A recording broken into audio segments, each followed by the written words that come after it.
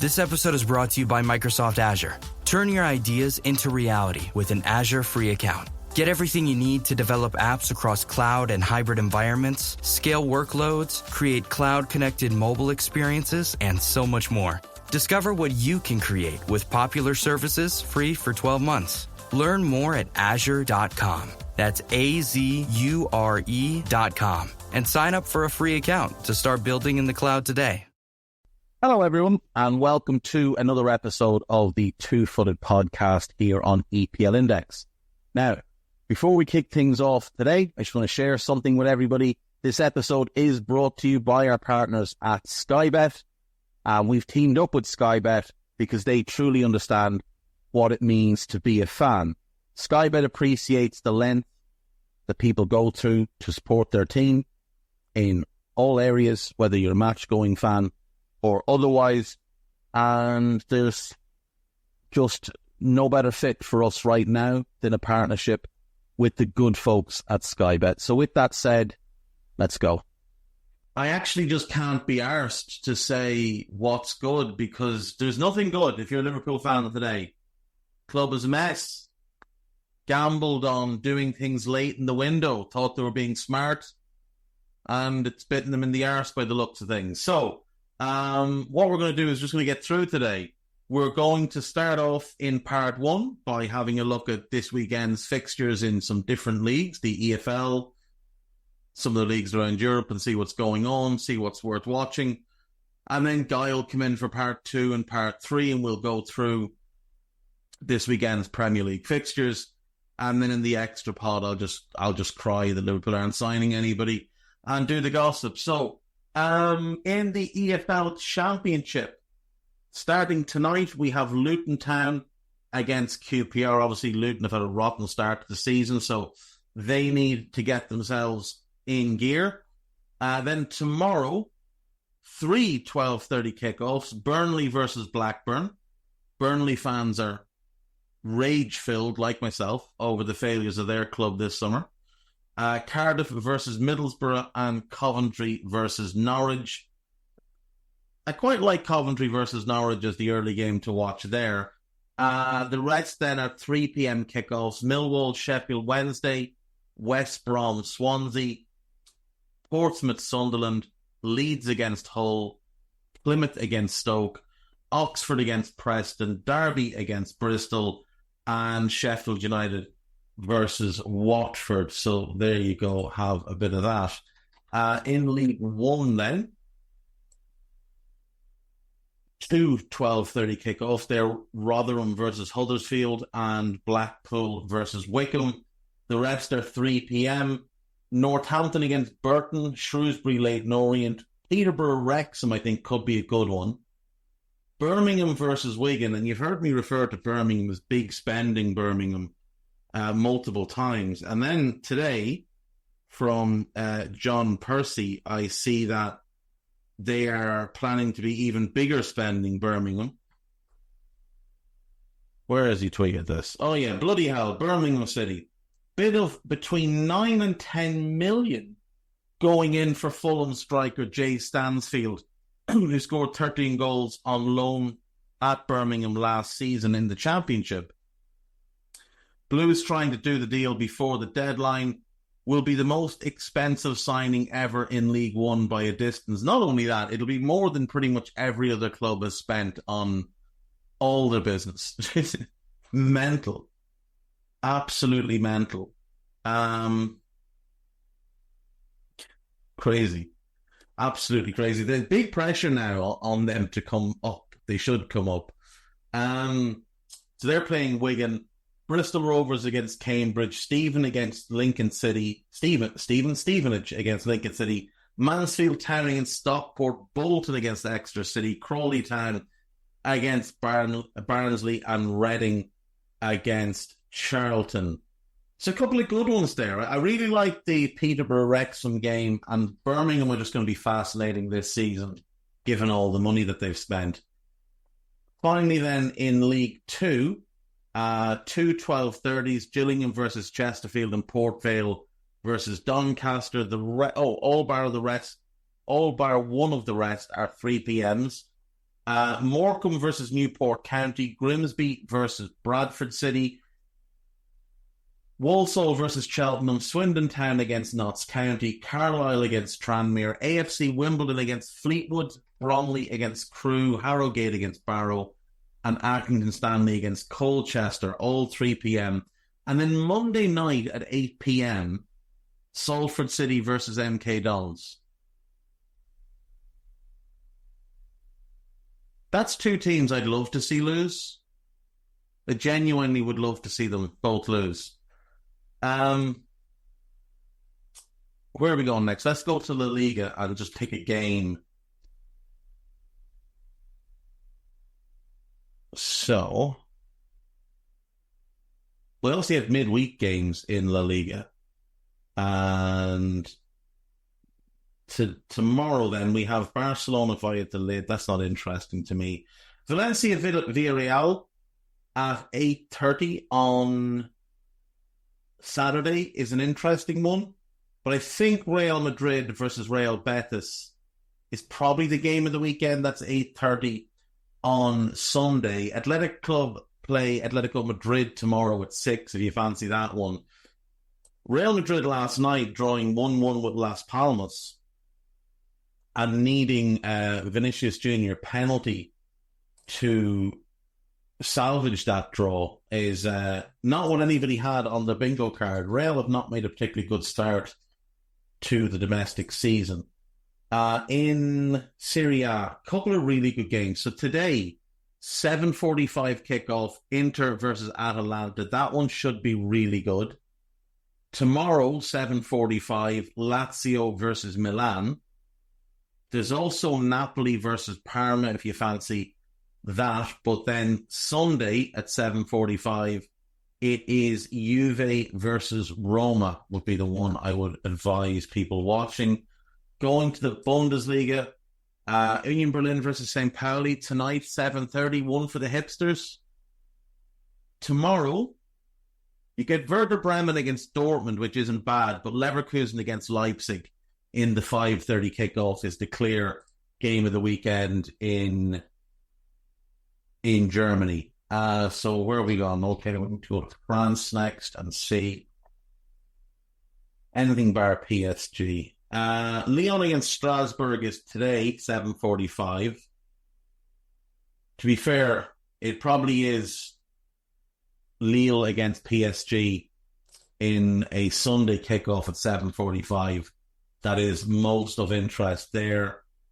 In Portugal, if you fancy Benfica, they're on at 8:15 this evening away to Moreirense. But the big game in Portugal this weekend is Sporting versus Porto in an 8:30 kickoff tomorrow. So that's a must for me. We can check in Scotland and see what the best option is. Well, it's obvious it's Celtic versus Rangers, which I'd completely forgotten was on. Celtic versus Rangers in the 12:30 kickoff. So do get an eye out for that one. And that's pretty much it. Scottish League One, of course. What is Big Dunk up to? Inverness, Caledonian Thistle. They're home to Queen of the South. And Queen of the South currently 3rd in the league. Inverness 8th in the league without a win. So big test for the big man. Let's see how he gets on. Today, we've had some draws made. We had a Champions League draw made yesterday. I'm still trying to wrap my head around the whole thing. It's just... I don't think there was any real need to change the format. You know, I don't think it was like a thing where it was broken and it needed to be fixed, but it's been changed, so it is what it is. And there's very little we can do about that. I assume the Europa League draw has been made. Let's see. Here we go. Yeah, I mean, they're doing the same thing as the Champions League are doing. So let's just pick out some teams and what they're doing. So Manchester United will be of interest. They play Rangers at home, Porto away, POK at home, Fenerbahce away, Bodo Glimt at home, Victoria Plzeň away, Twente home, and Steaua Bucharest away. Spurs play Roma home, Rangers away, AZ Alkmaar home, Ferencváros away, Qarabag home, Galatasaray away, Elfsberg home, Hoffenheim away. And is there anyone else that's really of interest in this? I mean, I suppose Rangers will be of interest to some. So they get Tottenham home, United away, Lyon home, Olympiacos away, Union St. Gillois home, Malmo away, Steaua Bucharest home, Nice away. Not bad. It's tough, but it's some exciting games for them. United's draw is very easy. I think Spurs' draw is favourable. Porto got United, Lazio, Olympiacos, Maccabi Tel Aviv, Midtjylland, Bodo Glimt, Hoffenheim, and Anderlecht. So again, that's not too bad. Real Sociedad, home of the best mountains in the world there, San Sebastian.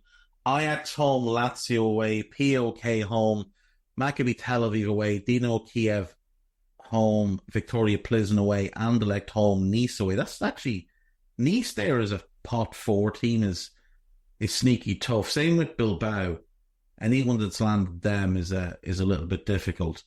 Bilbao got Slavia Prague, Roma, AZ Alkmaar, Fenerbahce, Victoria Plzeň, Ludogorets, Augsburg, and Besiktas. So they should be advancing, as should Sociedad, as should the 2 English teams. Lazio should come through. Porto should come through. I don't fancy Ajax to come through. Lazio home, Slavia Prague away, Maccabi Tel Aviv home, Real Sociedad away, Galatasaray home, Qarabag away, Besiktas home, and then RFS away. Don't fancy them, being honest, because they're just not very good. In the Europa Conference League, let's have a look. Let's see. So Chelsea, obviously the sort of most notable team here. They get Ghent home, Heidenheim away, Astana home. Astana away, Shamrock Rovers home, Panathinaikos away, and Noah home. And who else is here? Real Betis, Fiorentina. And Chelsea should win this competition with their eyes closed. Shamrock Rovers, Chelsea away, Apoel home, Rapid Vienna away, the New Saints home, Borek Banja Luka away, and Larn home. Do you know what? Shamrock Rovers probably should qualify out of that. At least for the knockout phases, not necessarily directly the round of 16 or anything like that. But they probably should qualify for the knockout phase, which would just be fantastic crack altogether. We might as well have a quick look at the Champions League draw before we bring in Guy and just cover who the English clubs got. The league phase, there we go. Right, so Manchester City, they play Inter Milan home, PSG away, Club Brugge home, Juve away, Feyenoord home, Sporting away, Sparta Prague home, Slovan Bratislava away. That's pretty difficult, to be fair. There's 4 really good teams in there. Liverpool of Real Madrid home, Leipzig away, Leverkusen home, Milan away, Lille home, PSV away, Bologna home, Girona away. It's tough, without question. It is tough. But it's not actually too bad. Like, the 2 hardest games are Real Madrid and Bayer Leverkusen, and they're both at home. So they should get more than enough points to qualify in the top 8. Arsenal got Paris Saint-Germain home, Inter Milan away, Shakhtar home, Atalanta away, Dinamo Zagreb home, Sporting away, Monaco home, Girona away. It's not bad. There's four really good teams in there. So it's not going to be a cakewalk, but Arsenal should qualify no problem. And then Villa got Bayern Munich home, Leipzig away, Juve home, Bruges away, Celtic home, Young Boys away, Bologna home, Monaco away. I think Villa should come through. Again, they might not be a top 8 team, but I think they should come through. Celtic got a great draw, though. Leipzig home, Dortmund away, those are tough. Club Brugge home, that's a winnable game. Atalanta away is tough. But then Young Boys home, Dinamo Zagreb away, Slovan Bratislava home, they're all winnable. And then they play Villa away, is their pot 4 away game. But that's not bad at all. It's not bad at all. Celtic maybe can come through, which would be great. Right, that's going to do me. I'll be back after the break with Guy. See you in a sec. Right, welcome back. So, joined as always on a Friday by Mr. Guy Drinkle to go over this weekend's 10 Premier League games. How are you today, Guy? Well, as a Liverpool fan, bored. Yeah, miserable. Absolutely miserable. Yeah, there's no other way around it, really. It's just they thought they were being smart. They thought they'd leave things till late, and they've made an absolute cock and balls of things. So it is what it is. There's nothing we can do about it now. We might as well just look ahead to this weekend's games, and no Friday game, no Monday game once again. Yeah, but we do start with quite a fun weekend, I'd say. But we start with the 12:30, and that's Arsenal hosting Brighton. And you'd usually say Arsenal at home should be comfortable enough, but Brighton, they're not the same as they were under De Zerbi, but you see slight differences, and Minter against Zinchenko should be the fun duel in this game, I think. Yeah, I agree. I think they look a little bit more controlled than they did under De Zerbi, a little bit more compact off the ball, and that's good. Now, they're going to be missing Matt O'Reilly. They've also got Mats Wiefer and Brejan Gruda, the new summer signings, who are also just out with knocks at the moment. So, I mean, that's a blow for them, having 3 of their big money signings unavailable. And O'Reilly's going to be out for a while. He's having ankle surgery. Solly March still not back yet after the horrific knee injury he suffered last year. Arsenal, though, no Tomiyasu, no Gabriel Jesus, no Kieran Tierney. And news today that in his first training session, Mikel Moreno has a fractured shoulder. I can't imagine that's one that's going to have him back up and running in 2 weeks, so he could be out for a little while. Arsenal fans not really pleased with their summer transfer window either, but in their case, it's more down to being spoiled over the last 3 years. I like this game. I think it's a really fun one. I think the best thing that could happen here is Brighton to score first, and then Arsenal have to open up, and it should then become a really exciting game, because Brighton don't have it in them. They don't have the players to sit back and try and hold the lead. And Arsenal, if they get ahead, become very dull to watch. So hopefully Brighton go ahead early and then we get a cracker of a game. I'm going to say Arsenal win 3-1. Yeah, you'd expect goals in it at least. Let's move on to the 3 o'clock kickoffs, and I know we're a bit pressed for time, so we'll go through some of these a bit quick. Brentford, Southampton. Southampton have to start their season at some point, but Brentford have looked all right. Obviously, tough game against Liverpool, but I think they've looked all right so far this season. They have. They've looked pretty good, and they're about to kind of get rid of Ivan Toney and the noise that was around whether he was going to stay or go and whatever else. So he's going, but they've got no Igor Thiago, no Aaron Hickey, no Rico Henry, and no Josh Da Silva. And rather than addressing the right-back need that they have, it looks like they're also going to buy another left-back, which is just strange carry on. Like you said, Saints have made a really slow start to the season, but they've gotten Ramsdale in. They're missing Basunu. no Ross Stewart and Suleiman is a doubt, but they've added a couple, like Ugachukwu is in there now, and they got the Fernandez kid from Sporting who's really talented. So I am curious to see how they go this week. Brentford is a tough enough game for them. At Brentford, of course. And I fancy Brentford to win, but I wouldn't be overly surprised if Saints did come away with a point or even 3, just because Brentford have quite a high variance in their performance. But I'll go Brentford to win 2-1. Yeah, I could see something similar. You could probably say the same about Everton. They need to get their season started. They're just playing awful so far. I know they won in the cup, but who cares? Whereas Bournemouth, again, almost a bit of a mixed bag, but probably will feel aggrieved with the referee, especially last week and midweek, where it would have been disallowed in the Premier League. Bournemouth the better side, but Everton, I don't know, they may just do a 180 and turn up. Who knows? See, this is the thing. Like, neither of them have started the season particularly well in terms of results, but Bournemouth are at least playing well and playing good football. Everton are not playing good football, and they're getting pumped, and their defence looks an absolute shambles.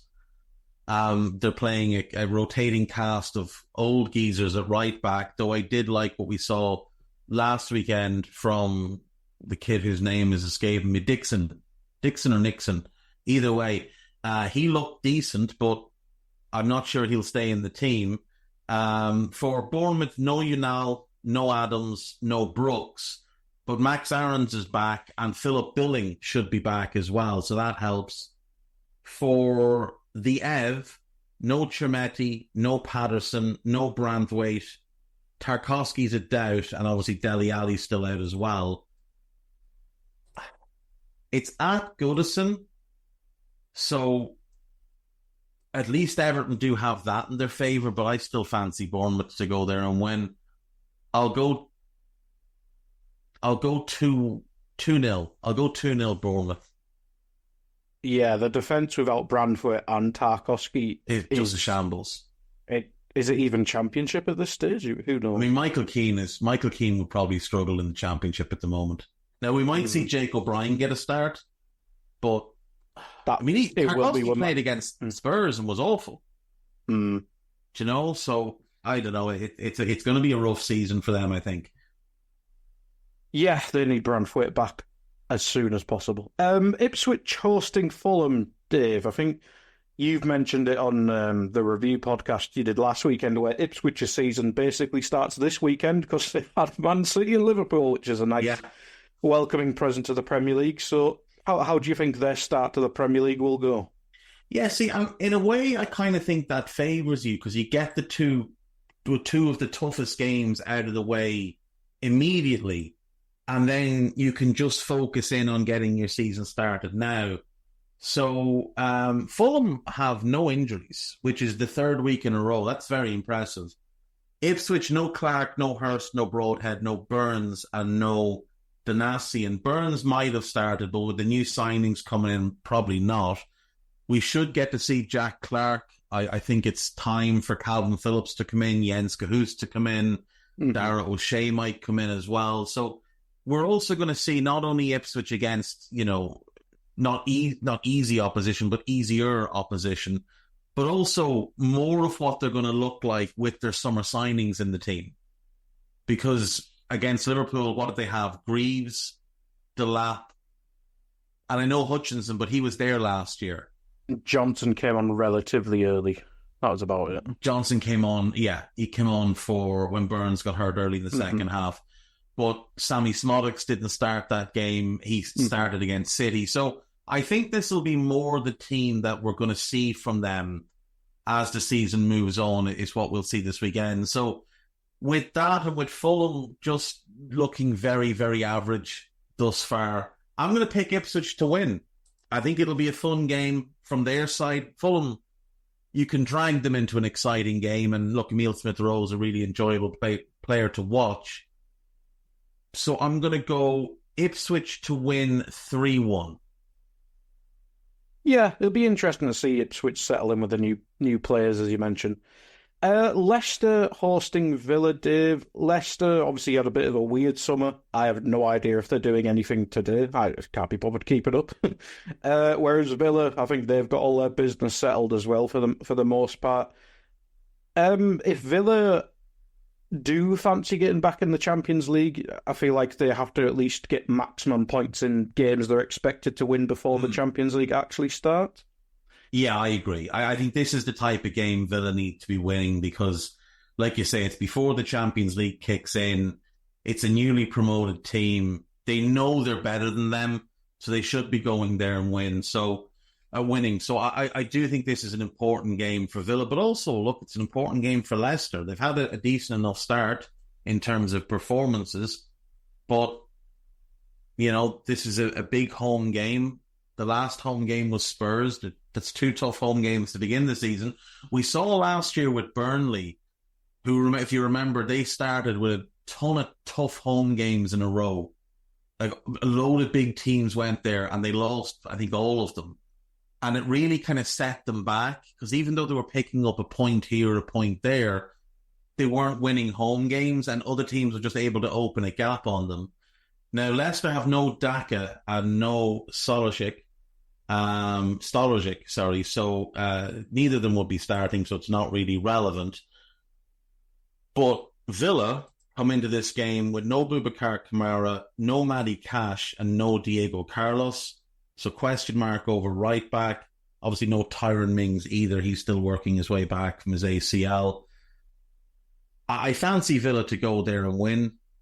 This is the type of game that they have just gone to and won in the last couple of years under Emery. So I'll go Villa to win 2-1. But I think Leicester will cause them some trouble. Vardy, early in the season, when he's not exhausted, Vardy's a tough player to play against. So I'll go 2-1 to the Villa. And I believe that's 5 games. So we'll take a break and we'll come back with the other 5. Right, welcome back. So we are 5 games down, 5 to go. Guy Drinkle, what's next? Next, we have Forest hosting Wolves, the Nuno derby. Forest have probably been better than I think a lot of people thought, myself included. Whereas Wolves, maybe worse than people thought, but I don't think many people had them in high regard anyway. But it looks like they're signing a toddler from Ajax, which won't help the defence. A weird time for Wolves, but Forest. I think Forest will be favoured for this one. I do as well. Yeah, Carlos Forbes, who, if I'm not mistaken, is formerly of the Man City Academy. Yes, coming in. They've also signed Sam Johnston from Crystal Palace. That will hurt the defence. Yeah, I mean, she's better than Jose Sa, but he's going to be very busy because that defence is just full of holes. Semedo's back. That will help. Enzo Gonzalez, Sasa Kalajic and Boubacar Traore all missing out. For Forest, no Danilo. He's obviously got the bad ankle injury. And then Ryan Yates is a doubt, but might come through and be good to play. I'm really curious to see. I mean, Forest traditionally do a ton of business on deadline day, and by the sounds of things, they're very much looking to do business today. So we'll see what they get done. They're looking for a striker and a goalkeeper, and they're bringing in a centre-back. I think last year they did 8 deals in the last 26 hours of the window. I don't think they need much, to be honest. They don't need much, no. They don't need much. Danilo, and I think they're fine. You see, that's the thing. I wouldn't... They seem to be panicking trying to get a striker, which is kind of understandable because you can't really rely on Chris Wood, and Awani gets injured every season. So I can kind of see the logic in it.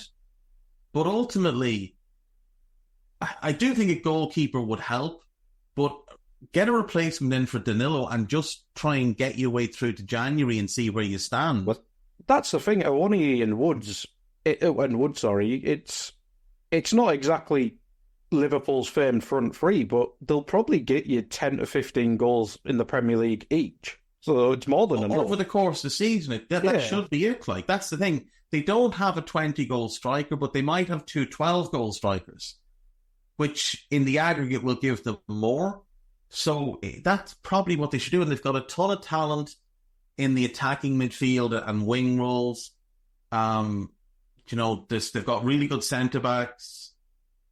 They should be strong through the core of the team. The goalkeeper obviously is a question mark, especially Matt Turner's gone now. They've still got Sells. They've still got this Brazilian kid they brought in. Just play him. He was a vibe in midweek. He looks massive, does he? He's enormous. It's freakish, absolutely freakish looking at him. But yeah, we'll see what happens with them in the next. What have we got? 6 hours left. It could be manic. It absolutely one signing an hour. Let's go. Yeah, literally. But that's what they did. Remember last year was just They're confirming Origi like 3 a.m. There it was last year on the day before deadline day, like praising them. Like, this is great. Forest haven't been mental this year because they came up and had to buy like a whole new squad and barely stayed up. And then last summer, it looked like they'd done some kind of measured business early. And then it was like the day before deadline day, I was like, oh, this is really good. Like, they seem to have learned from last year. They might bring in 1 or 2 more, was the reporting around it. And then by the next day, when the deadline came and went, they had 8 new players in that 26-hour period, which is nuts. I think they'll win this game. Wolves are not good, and I think Wolves could well go down. So I'm going to go Forest to win this one. I'll go 3-1, because I just think the Wolves' defence looks utterly hopeless. Yeah, absolutely. Absolutely. On to the late kickoff, which is on Sky as usual for UK people. West Ham hosting City, Dave. Just don't score early against Man City. That's basically the lesson. But West Ham, bit of a mixed bag. Didn't look massively impressive in midweek, but did beat Bournemouth in midweek. Whereas Man City, looked good against Chelsea, and then Ipswich kind of poked the bear. Yeah, literally. Ipswich angered them, and then they just walloped them. Now, they got a little bit fortunate. They had a questionable penalty given to them and a nailed-on penalty not given against them. So, they did ride the luck a bit there. No Oscar Bob. Phil Foden's a doubt. Kovacic is a doubt, which could become a major issue if Rodri's not available.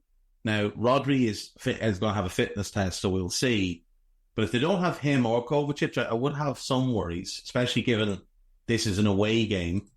Only Cresswell out for West Ham, so they'll be at full complement.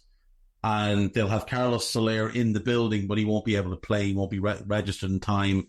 Ward-Prowse. I think Ward-Prowse is going to Forest, isn't he? So that's 1 in for Forest on deadline day. And Morato could be 2, and we'll see if they can get the striker and the goalkeeper and the next right back and whatever else they're trying to do in as well. It's just a mental club. No point in overthinking this one. It's City. They're going to go there. They're going to go 2-0 up, and they're going to breeze this game. So, City to win 2-0. Yep, we've all seen that one before. On to Sunday. Chelsea hosting Crystal Palace, Dave. Did not watch the Servette game, because why would you? But they did lose to a Swiss side. It was a bit rotated for Chelsea, but it wasn't exactly full of children. Crystal Palace, almost similarly to other teams we mentioned in the first 5 games, it feels like they just need to get their season started. There was obviously a lot of question marks in the summer, but Gahey's staying unless something mad happens after I've released this episode. But hopefully that just settles them. Mateta can start scoring. Kamada and Eze can settle behind him or bring in Sarr or whatever. Whereas Chelsea, who knows? They could have another 5 people signed before this is finished. Yeah, well, as things stand, they're trying to get Sancho and Osimhen in. Sancho to Chelsea might be the most pointless transfer of all time. Don't really know where he's going to play for them. They're not even getting rid of Sterling, though. That's the thing. So they're going to have all these wingers, plus add Sancho, and then they're going to get Osimhen in, And I think they're trying to do it where they do loans with obligations to buy on both of them. So they're not spending this, but they're still going to have to give loan fees. Like Napoli aren't giving you Osimhen without a massive loan fee. It's just like, what a chaotic club. They know there's a transfer ban coming, is what I assume. So that'll allow them to buy those players next summer around the ban, because they'll have been there on loans, like they did with Kovacic, if you remember. Just a strange club. They're about as silly as any club. Palace, I mean, they're keeping Guehi, which is good. They got Lacroix in, which is good. I don't like Matt Turner, but it's a backup goalkeeper, so it is what it is.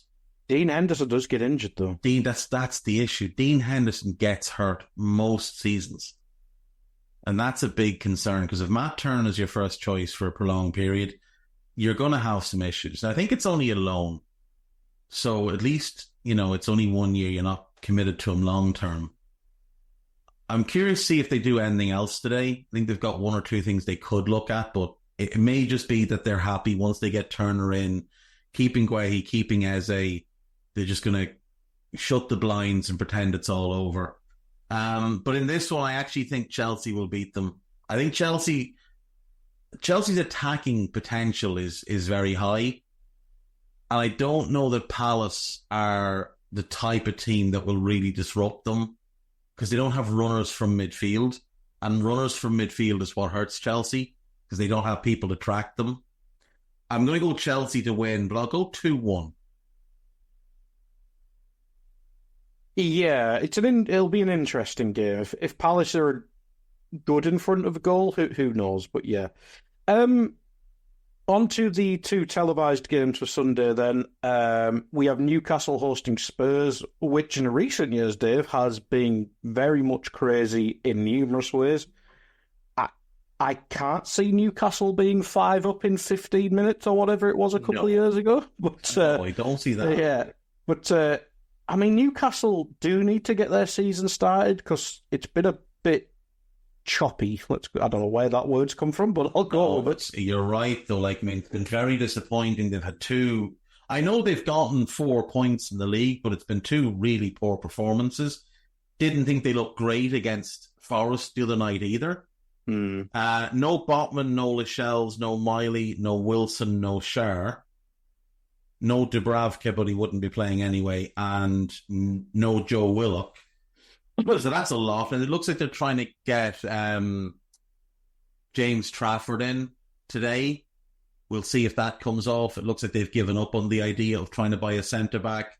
So 15 keepers. Yeah, that's the thing. But very similar to Liverpool, where they had 2 very clear needs coming into the season, a right-side centre-back and a right winger. And they've addressed neither of them, because they got obsessed with one player. For Liverpool, it was Zubimendi. For the Toon, it was Mark Wehi. And they got neither of them got the deals done. So, yeah, I mean, look, and then they might sign a goalkeeper for the future, which is what Liverpool did. And they got a backup left back in and a forward for the future in Asula. But they haven't addressed their issues, which is concerning. And we know with Eddie Howe, there's always going to be injuries, because that's just what Eddie Howe does. He gets players hurt. For Spurs, no Richarlison and no Solanke, which is a concern. But they will have Bentancur, Van de Ven and Adoigi available, which is good. They could use Bentancur's kind of steady hand in midfield just to give them a bit more control. They can be a little bit hectic, and going to Newcastle, you want to be able to control things and slow things down a little bit. This is a really interesting game. Spurs look great in the first half against Leicester and poor in the second half. And then they look great against Everton in all situations, bar defending set pieces. Now, the Toon are good from set pieces, but without Botman, without Schär, they are losing 2 of their kind of big targets in the box on corners and free kicks. I'm going to back Spurs to go to Newcastle and win.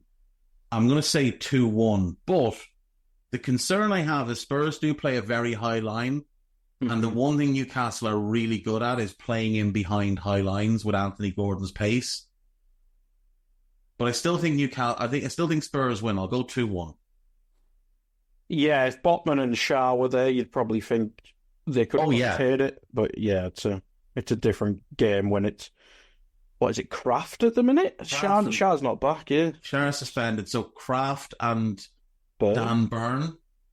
Yeah, that's what I'm thinking. And then probably either the two young lads at fullback, or they might bring Lloyd Kelly in at left back. Trippier's definitely playing, isn't he? He's retired from England, he's back in the team. I can't believe he's still there. I'm just shocked that he's still there. They've been trying all summer to get rid of him. Anyway, not to worry. Yeah. But as you mentioned, when Newcastle weird summer, not even linked with a right winger. Just no, strange. Not only Madeki. They were linked with Madeki, and then of course, a hat-trick against Wolves. Yeah. Surprised I didn't get Sterling. Anyway, on to the big one. And you've done full podcasts on this. I'm sure you've done multiple mentionings of it as well. But United is hosting Liverpool. I won't say it's the first test for Liverpool because Man United aren't exactly awesome considering how they performed against Brighton. But we know Man United, their squad is built to counter-attack and has been since Sir Alex Ferguson left. Yeah. This would probably be a test of how Arne Slot deals with big games against a side that will sacrifice style. Well, I don't have a style of play, but sacrifice style of play. And Liverpool don't have a defensive midfielder at the minute. I can see goals for both sides, but at the same time, Liverpool's quality might just shine through. Yeah, I mean, that's the hope anyway, is that Liverpool just have too much quality for them. We know that United have no control in midfield. We know that they're very, very open. But like you said, they want to get the game into a transition state and try and hit you on counterattacks. No Lenny Yoro, no Malacia, no Mount, no Højlund, no Lindelof, and no Shaw. They'll also not have Ugarte, because he's not registered. That's a lot of players to not have this early in the season. How Liverpool, did it take that long to sign in? I don't know. Considering they're the only club that's been in for him. It was agreed on Wednesday, though. I think he flew yesterday for his medical. I think he only had everything signed today. I think I'm right with that. Maybe he is available. I saw Goldbridge saying he's not available. So yeah, well, that's all right then. I'm not losing my mind yet. Liverpool have Curtis Jones missing. Now, Chiesa is unlikely to play because he arrived so late. But it'll just be the same Liverpool team, I think, that played last weekend. And that's fine. You know, I am concerned about Gravenberch in midfield.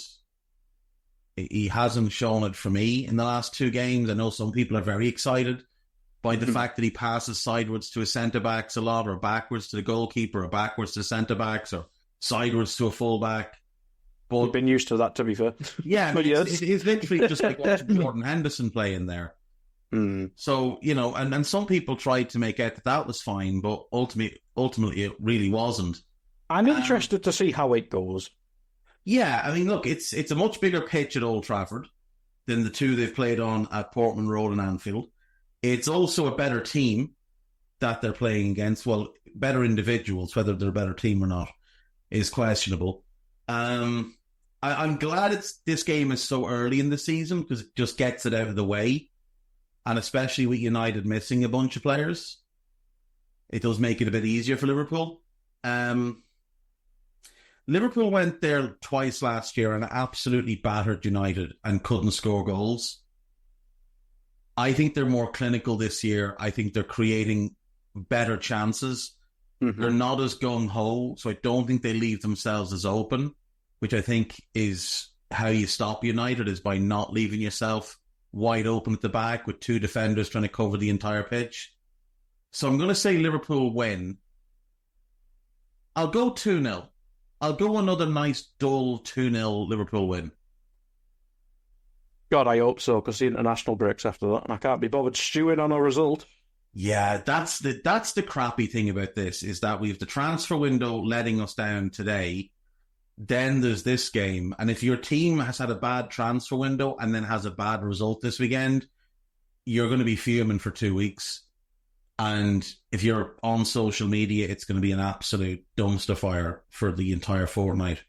But hopefully the win there at least lifts the mood of some in our fan base, and that will help. It might lift my mood as well. If not, and probably even if, I'll be the angry one on post-match Raw on Anfield Index on Sunday. Thank you to Guy for today. We'll be back a little bit later with the two-footed extra. This show was brought to you by Sky Bet, as you heard at the start of today's show. We want to thank them for their continued support. And as always, to get involved with Sky Bet, you need to be over 18. And if you have questions or queries or problems with gambling, visit begambleaware.org and stay safe. Bye-bye.